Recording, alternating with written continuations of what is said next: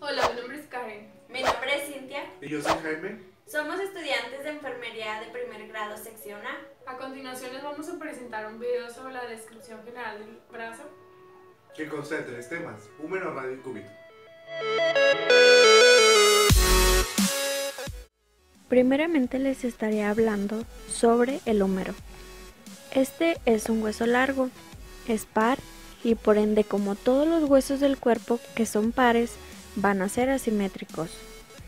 El húmero por sí solo forma el esqueleto del brazo y como todo hueso largo, vamos a describir en él un cuerpo y dos extremidades, una extremidad superior o epífisis proximal y una extremidad inferior o epífisis distal. En el cuerpo del húmero, en este presenta la forma de un prisma triangular, por ende, en él se consideran 3 caras y 3 bordes. En su cara externa se encuentra una eminencia ósea conocida como impresión deltoidea o B deltoide. Presta inserción a 2 músculos, hacia arriba el músculo deltoides y hacia abajo con el braquial anterior. En su cara interna, por debajo de la parte media del hueso, encontramos un pequeño agujero, corresponde al agujero nutricio del húmero. Por encima del agujero nutricio encontramos una superficie rugosa, la cual corresponde a la impresión coracobraquial. Esta impresión coracobraquial va a hacer inserción al músculo coracobraquial, donde también se encuentra la corredera bicipital. En su cara posterior es casi lisa. En su parte media encontramos un pequeño canal llamado surco radial. Pasan 2 elementos muy importantes, que es la arteria humeral o braquial profunda y el nervio radial. Hacia abajo se inserta el vasto interno del bíceps braquial. En su borde medial, este va a servir de inserción al tabique intermuscular. En su borde posterior se encuentra el músculo tríceps braquial. En la extremidad superior encontramos que la cabeza del húmero está destinada a articularse con la cavidad glenoidea de la escápula y de esta manera formar la articulación escápula-humeral. La cabeza del húmero va a estar separada de la extremidad superior gracias a un surco llamado cuello anatómico del húmero. Existen 2 tubérculos, uno interno y otro externo. El tubérculo interno conocido como troquín y el tubérculo externo conocido como troquíter. El troquín va a prestar inserción al músculo subescapular, mientras que en el troquíter va a prestar inserción a 3 músculos, los cuales son supraespinoso, infraespinoso y redondo menor. En la extremidad inferior encontramos que es irregular, es ancha y aplanada en forma triangular. En ella vamos a contar con 4 eminencias óseas. De interno a externo vamos a encontrar a la epitróclea, enseguida a la tróclea, cóndilo y epicóndilo. El cóndilo es una estructura redondeada. Está destinada a articularse con la cúpula del radio. La tróclea está destinada a articularse con la cavidad sigmoidea del cúbito. Por detrás y por encima de la tróclea encontramos una gran depresión conocida como la fosa oleocraneana. En el epicóndilo se van a insertar 6 músculos y un ligamento. El ligamento corresponde al ligamento lateral externo de la articulación del codo. Y tenemos aparte 6 músculos que corresponden a cubital posterior, anconio, segundo radial externo, extensor común de los dedos, supinador corto y extensor propio del meñique. En la epitróclea se vienen a insertar 5 músculos y un ligamento. Es el ligamento lateral interno de la articulación del codo. Y los 5 músculos que se vienen a insertar son pronado redondo, palmar mayor, palmar menor, flexor superficial de los dedos y cubital anterior. Y esto sería todo sobre el húmero.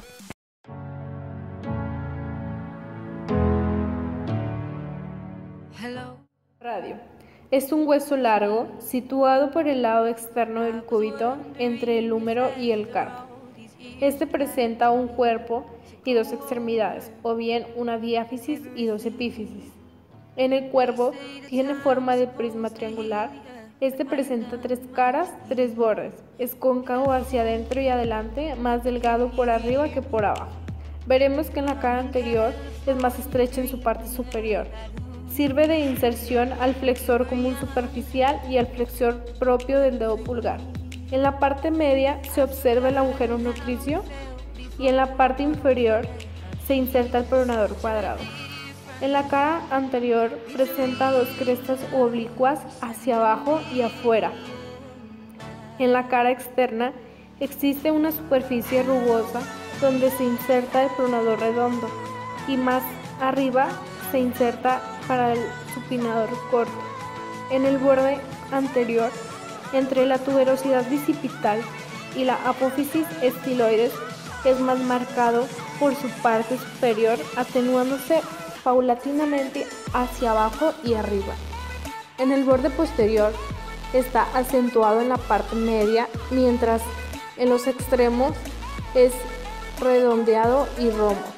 En el borde interno se extiende desde la tuberosidad bicipital a la extremidad inferior, abarcando la cavidad sigmoidea del radio, llamado tubérculo interóseo. Se insertan los principales heces superiores de la membrana interósea.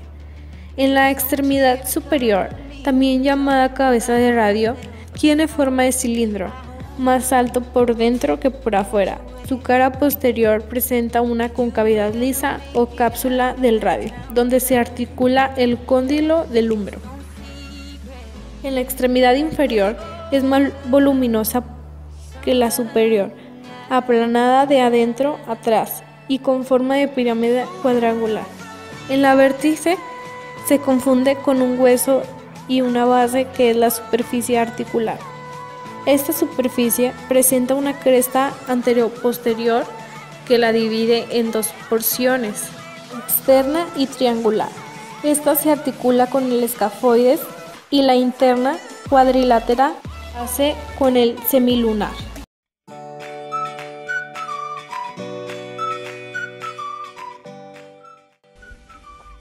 El cúbito. El cúbito es un hueso largo situado por dentro del radio, entre la tróclea humeral y el cóndilo carpiano. Como todo hueso largo, el cúbito presenta un cuerpo o diáfisis y 2 extremidades, también llamadas epífisis. Su cuerpo tiene forma de prisma triangular y, por consecuencia, 3 caras y 3 bordes. En su cara anterior es excavada en su tercio superior, que sirve de inserción al músculo flexor profundo de los dedos, y en ella se encuentra el agujero nutricio. Es más o menos convexa, lisa y redondeada en su tercio inferior, sobre el cual se inserta el pronador cuadrado. En su cara posterior, en realidad está dividida en 2 partes, una externa y otra interna, separadas por una cresta vertical. La porción externa presenta varias crestas dirigidas hacia abajo y afuera, que limitan las superficies de inserción del aductor largo del pulgar, extensor corto del pulgar y extensor propio del índice. La porción interna presenta una zona superior triangular y rugosa, donde se inserta el anconio, y por debajo de ella una cresta oblicua hacia adentro y abajo que sirve de límite superior a la superficie de inserción del cubital posterior. En su cara interna, esta cara en su parte inferior es estrecha y está inmediatamente por debajo de la piel, mientras la superior se halla cubierta por el músculo flexor común profundo de los dedos y el cubital anterior. Como ya había mencionado, presenta 3 bordes, un anterior, un posterior y un externo.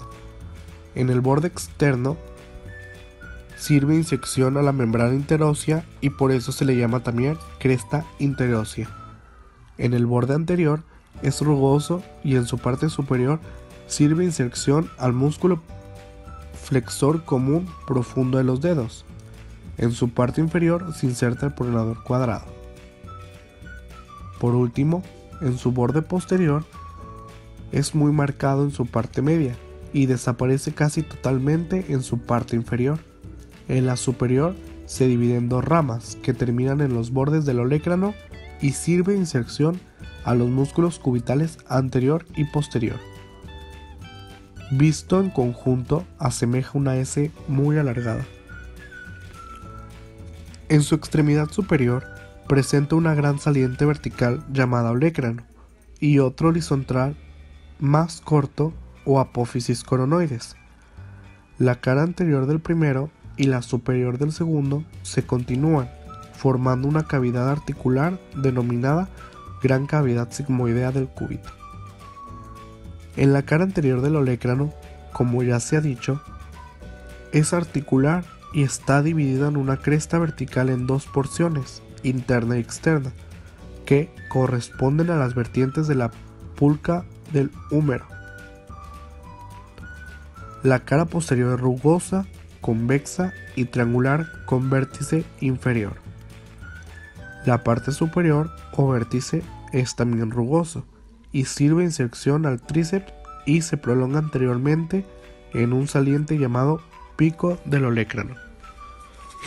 La apófisis coronoides tiene forma de pirámide cuadrangular, cuya base se confunde con el hueso y cuyo vértice, dirigido hacia adelante y ligeramente doblado hacia arriba, recibe el nombre del pico de la apófisis coronoides.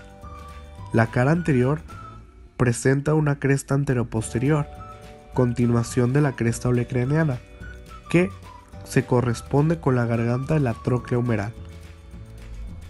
La cara inferior, donde se inserta el músculo braquial anterior, es rugosa y con frecuencia se observa debajo de ella un pequeño tubérculo subcoroneo.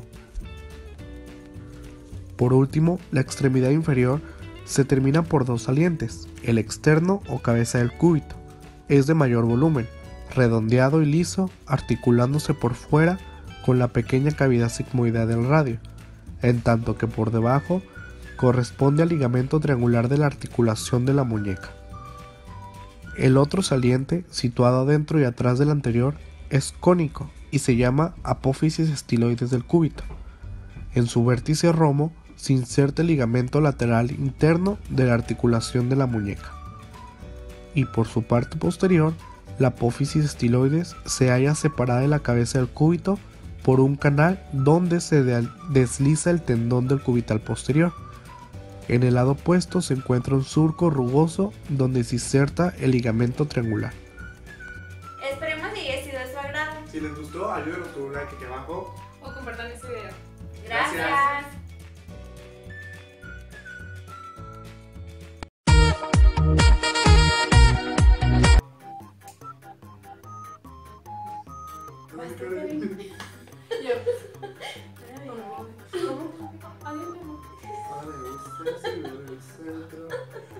¿Ustedes modelo? ¿Ya?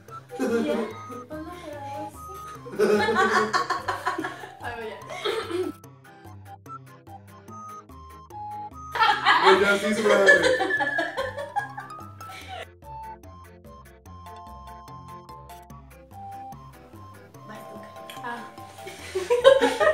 Haz tu querida.